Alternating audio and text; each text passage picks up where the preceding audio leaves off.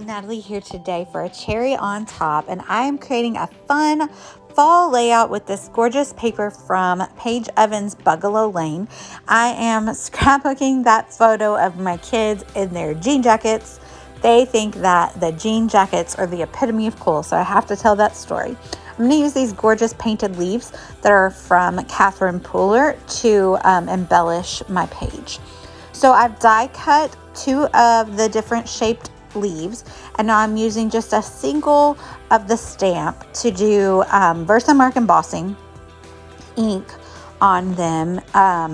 It's only made to fit into one of the leaf images, but I find that it fits fine because they're very similar shapes. So I just wanted the same inside of the leaf for everything. So I'm embossing them with this white heat embossing powder, because the background of the leaf paper is bright white, so I want to highlight that. So I'm heating up my heat embossing gun, and there you can see the magic. And I just picked out 3 of the colors that were from Paige's paper there. That like baby blue color, a mustard yellow, and like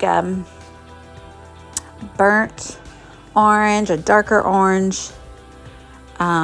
Is what I went with there, and that doesn't match perfectly, but it corresponds. And you can see also the title I've picked out is called Seriously Cool, and that seriously word is from Chamel, and it just matches absolutely perfectly. And the cool letters are from an older Paige Evans collection.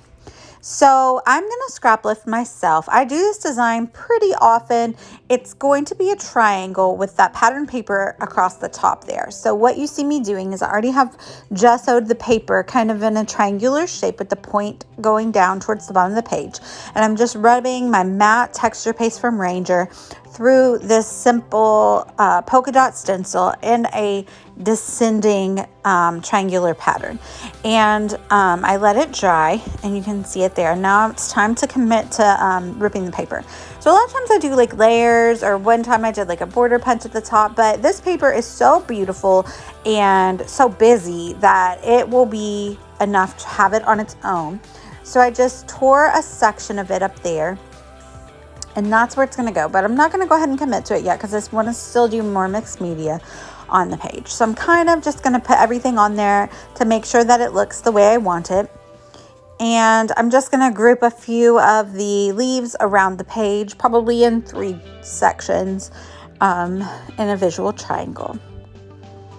So that's kind of the idea I'm going with there. I'm liking how it looks. So now I had a little trouble finding the perfect blue. So I'm doing a little alchemy here and mixing a few different colors to get that perfect baby blue. I'm not even sure exactly what you would call it. I mix it on my mat here and it works out, except for I'm not able to get enough with my brush onto the paper. So you'll see me in a few minutes just mixing it directly onto the page. I'd prefer to mix it on the glass mat to ensure that it had the proper color. But again, once I had it on there, you'll see, it just wasn't enough to fill up all of the space. So I take everything off and I start using my brush to move that color onto the paper. I even considered kind of turning the paper face down, but then I was scared to do that because I didn't want the paint to just go wherever. I wanted to have a little control. So that's when I decided, and my spray bottle isn't working on that particular watercolor. So anyway, it's fine. I already sprinkled that Nouveau shimmer powder onto the page, and then I put that watercolor on top of it so they kind of blend.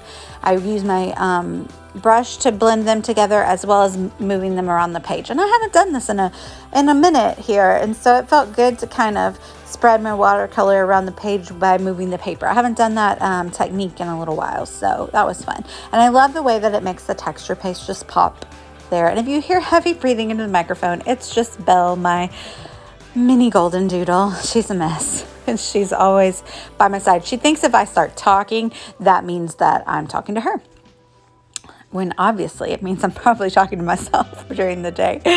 There is the final blue, and I love how it looks. So I add the paper back on top, and I kind of put everything back on there to see how it looks. And then I decide that I need more depth to my color. So I have the texture paste and I have the watercolor on the page, but Another way to add like depth of color is, well, I'm going to go ahead and commit to this pattern paper up here. Okay, is to add splatters. And a lot of times I use the same color to add splatter.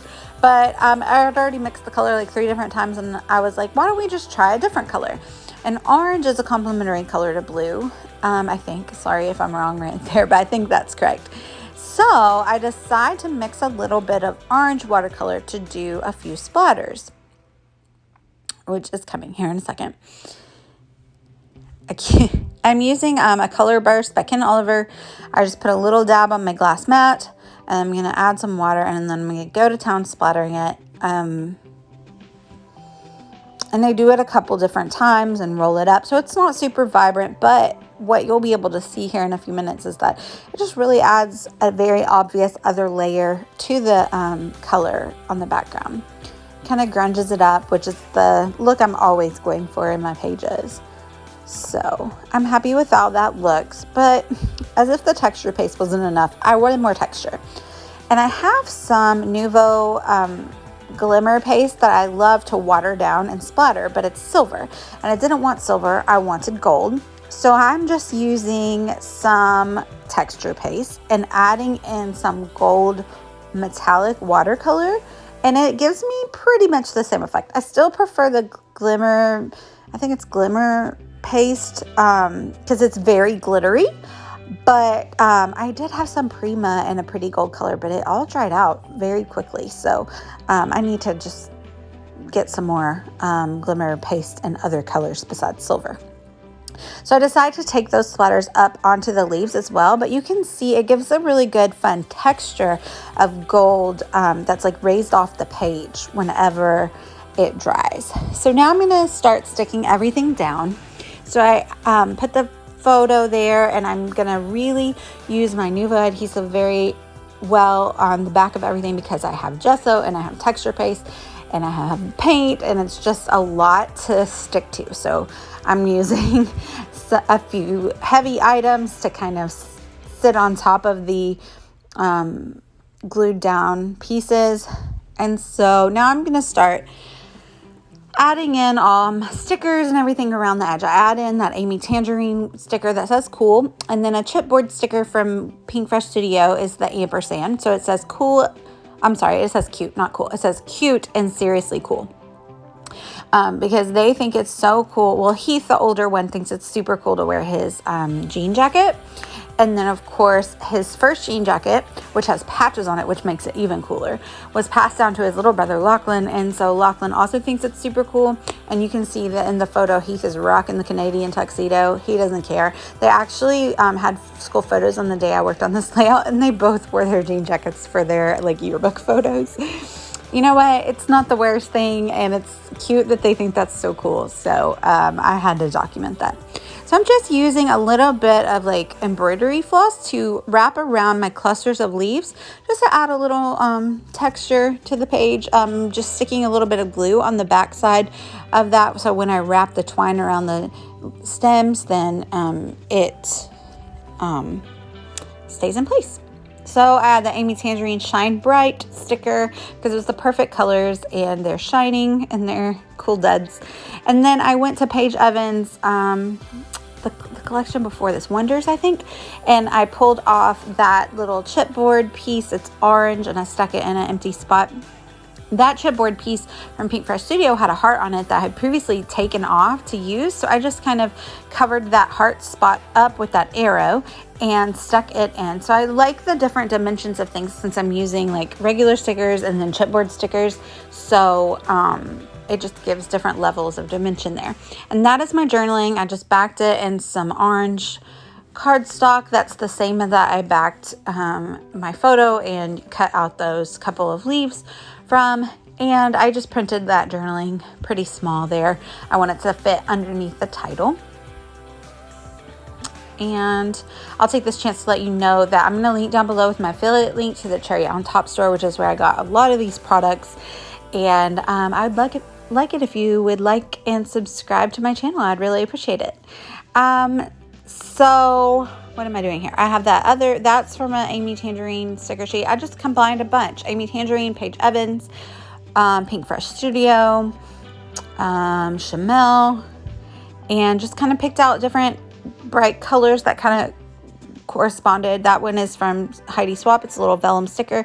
It fit perfectly under there. It was the same blue, and just kind of like little subtitles.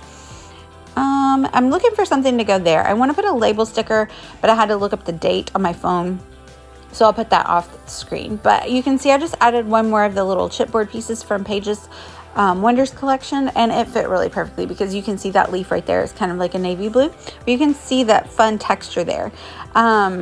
Yeah, I had a lot of fun creating this layout, and I also added Pinkfresh Studio Jewels that you can see right there off screen. Thanks for watching, y'all, and let me know if you have any questions. Like I said, I put my links down below, and I'd love it if you'd like and subscribe. Bye, y'all.